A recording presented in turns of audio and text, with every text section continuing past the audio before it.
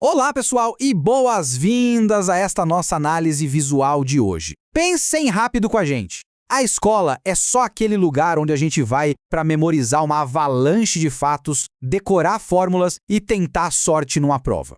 Sabe, é muito comum a gente assumir que o ensino é apenas essa transferência meio robótica de informações. Mas no nosso explorador de hoje, a gente vai dar uma balançada nessa ideia. Vamos mergulhar de cabeça numa estrutura super profunda sobre tendências pedagógicas que foi desenvolvida pelo educador José Carlos Libânio. E olha, o material que vamos destrinchar revela algo fascinante. A sala de aula é, literalmente, um dos espaços mais estratégicos e influentes que existem em qualquer sociedade. É o lugar onde o nosso futuro é desenhado. E detalhe, de forma totalmente proposital. Então, para a gente não se perder, aqui está o nosso roteirinho rápido. A gente vai começar dando uma olhada no propósito real da escola, depois vamos dissecar as pedagogias liberais e colocar elas lado a lado com as progressistas. Na sequência, vamos entender o que é essa tal de síntese crítico-social e, para fechar com chave de ouro, vamos redefinir qual é o verdadeiro papel do professor no meio disso tudo. Vamos nessa? Bom, entrando no nosso primeiro ponto, o propósito da escola. E a grande pergunta que fica martelando aqui é a seguinte: será que a educação é realmente neutra? Bom, a tese central do texto que estamos explorando hoje manda um sonoro não. Não tem essa de vácuo neutro.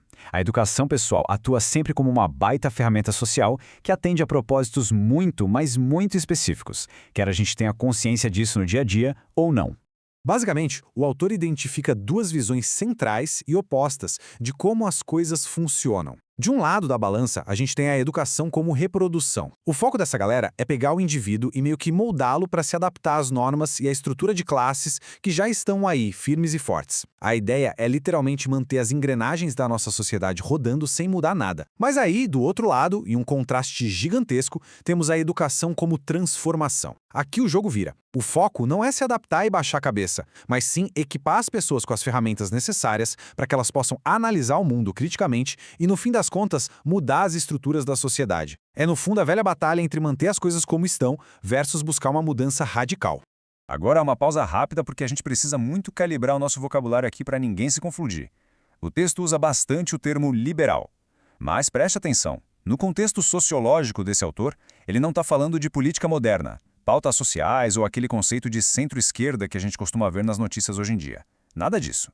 Aqui, liberal descreve estritamente uma doutrina que justifica e se alinha de braços dados com o sistema capitalista. É uma visão muito focada em preparar a pessoa por meio da cultura e do tal do esforço próprio para se adaptar direitinho a uma sociedade de mercado, baseada em classes. Ter essa definição em mente é absolutamente crucial para a gente entender os próximos passos da nossa análise. E isso nos leva direto para a nossa segunda parte.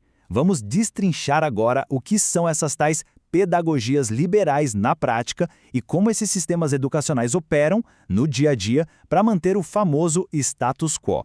O texto mapeia esse mundo das pedagogias liberais em 4 frentes ou subcategorias. Nós temos a tradicional, a renovada progressivista, a renovada não diretiva e a tecnicista.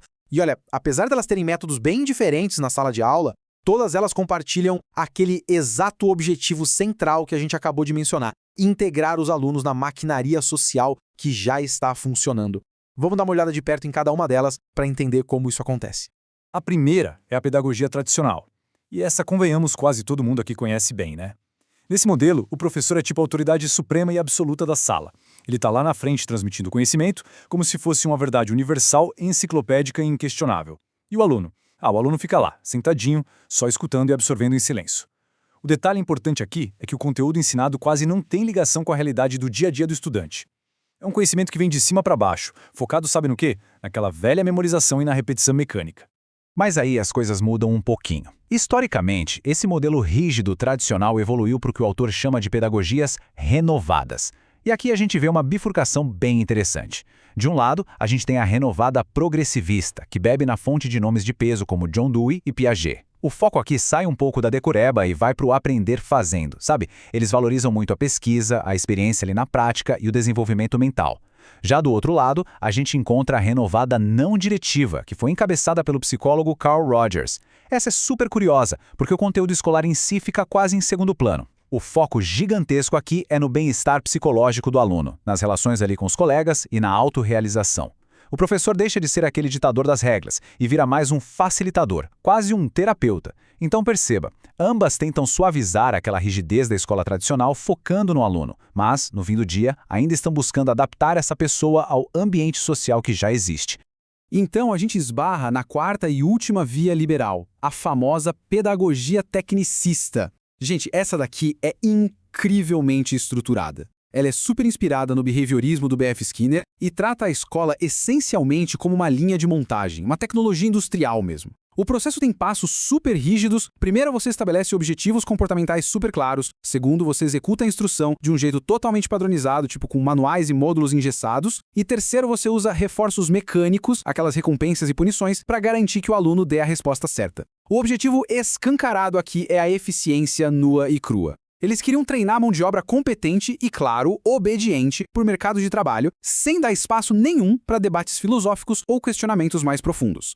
Bom, virando a chave completamente agora, entramos na nossa seção 3, as pedagogias progressistas explicadas. Se as anteriores queriam manter as coisas como estão, estas aqui são as correntes que rejeitam isso ativamente. Elas carregam um impulso muito forte para a transformação social. O autor categoriza essas forças progressistas iniciais em duas vertentes principais. Primeiro, a pedagogia libertadora. Essa é muito famosa, amplamente inspirada pelo educador brasileiro Paulo Freire. O foco dela é naquela educação de base, muitas vezes fora dos muros formais da escola e com um diálogo completamente horizontal, nada de chefes e subordinados. Em contrapartida, a gente tem a pedagogia libertária. Essa foca intensamente em algo chamado autogestão. A ideia brilhante aqui é tentar transformar a mentalidade dos alunos criando associações, grêmios e conselhos dentro da própria escola. Eles lutam contra a burocracia institucional de dentro para fora, esperando que os alunos aprendam a se organizar ali e levem esse comportamento depois para o resto da sociedade.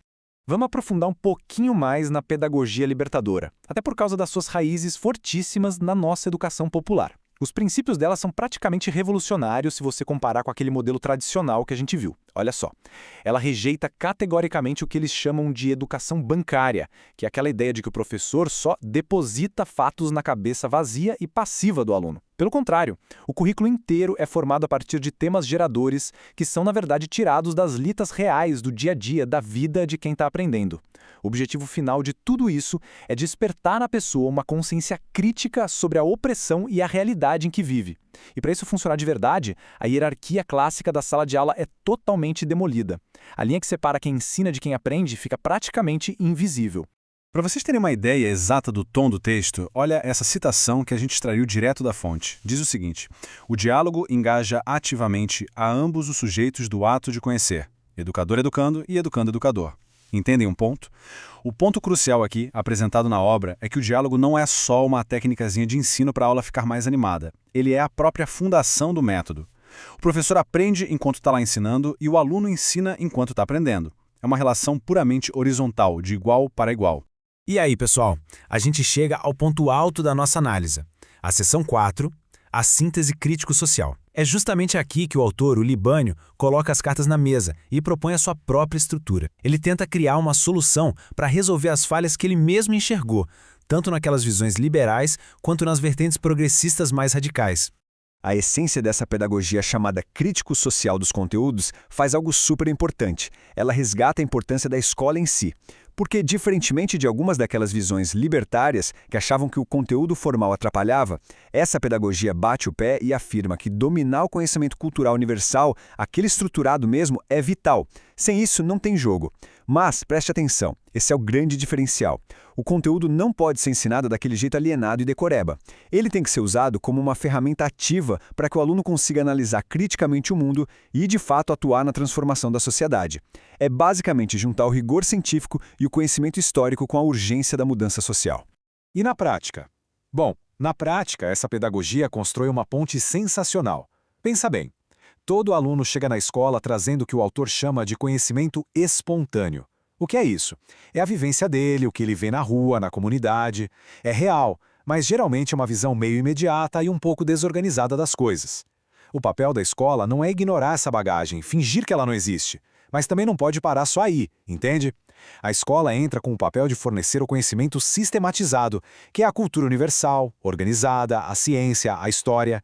E a mágica do aprendizado acontece exatamente na tensão e na conexão entre esses dois polos. Então, imagina uma aula baseada nesse método. Como seria? Bom, o professor começaria validando e observando a prática real e a vida do aluno. Mas o próximo passo logo em seguida é pegar essa vivência e bater de frente com o saber científico, histórico e literário. Por quê? Porque esse confronto tem um propósito muito claro, gerar o que o texto chama de uma ruptura. Uma quebra daquele senso comum, dos estereótipos básicos e da visão fragmentada que o aluno trazia de casa. O resultado maravilhoso no final de tudo tem que ser uma nova síntese, onde a teoria ajuda a explicar a prática do aluno e a prática desse aluno dá vida e enriquece a teoria. Faz todo sentido, né? O que nos traz, finalmente, para a nossa quinta e última sessão.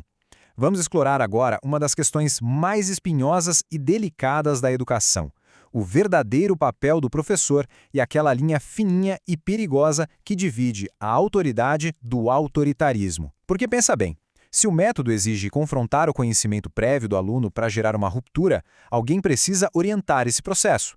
Mas como fazer isso sem ser opressor? O autor defende com unhas e dentes que a gente não pode, em hipótese alguma, confundir esses dois conceitos. A autoridade pedagógica é vista no texto não como problema, mas como uma função absolutamente necessária. É o ato de mediar, de apontar os caminhos e, principalmente, de desafiar intelectualmente o aluno a ir mais longe do que ele conseguiria ir sozinho. Agora, isso é um universo de distância do tal autoritarismo. O autoritarismo é a face sombria do poder. É quando se usa um medo na sala de aula, quando se impõe dogmas e se cala a boca de quem está tentando aprender. O argumento do material é super claro. Rejeitar o autoritarismo e a opressão não significa de jeito nenhum que você deva abandonar sua autoridade e a sua responsabilidade de ensinar. Toda essa visão acaba combinando numa citação bastante contundente do texto que a gente fez questão de trazer. Ela diz que só oferecer um ambiente amigável, cheio de amor e aceitação, não é o bastante. Preste atenção, especialmente para os alunos vindos das classes menos favorecidas. A argumentação aqui é pesada. Sem a intervenção ativa e até um pouco diretiva de um professor que exija esforço e que entregue os conhecimentos universais, esses alunos acabam, na verdade, sendo abandonados à própria sorte e às suas limitações iniciais. Segundo o texto, é só com essa intervenção real que a gente consegue alcançar a verdadeira democratização do ensino. Para amarrar tudo, o autor conclui que a gente acaba caindo muito em uma falsa dicotomia no debate educacional. Parece que a gente sempre é obrigado a escolher entre duas figuras caricatas. Ou você é o professor policial, aquele que só reprime, dita regra e bota medo, ou você é o professor povo, aquele que desiste de guiar e joga todo o conhecimento estruturado pela janela só para tentar forçar uma suposta igualdade total com a turma. A síntese crítico-social diz não, rejeite os dois extremos. O convite do material que analisamos hoje é para abraçar a figura do professor como um mediador ativo. Essa pessoa é uma ponte absolutamente indispensável entre toda a bagagem cultural e histórica que a humanidade construiu e a realidade crua da vida dos estudantes. E isso, pessoal, nos deixa com um pensamento final muito poderoso para levar para casa. Quando a gente para e olha para trás, para os sistemas de ensino que nós mesmos vivenciamos, fica a pergunta: a sua escola existiu só para te adaptar de forma bem silenciosa e obediente à máquina da sociedade? Ou o foco ali foi realmente te dar o conhecimento estruturado necessário para questionar e, quem sabe, mudar o mundo lá fora? Bom, nós esperamos que a nossa análise de hoje tenha trazido bastante clareza sobre todas essas correntes invisíveis que moldam o que aprendemos e como aprendemos. Um abraço e até a próxima!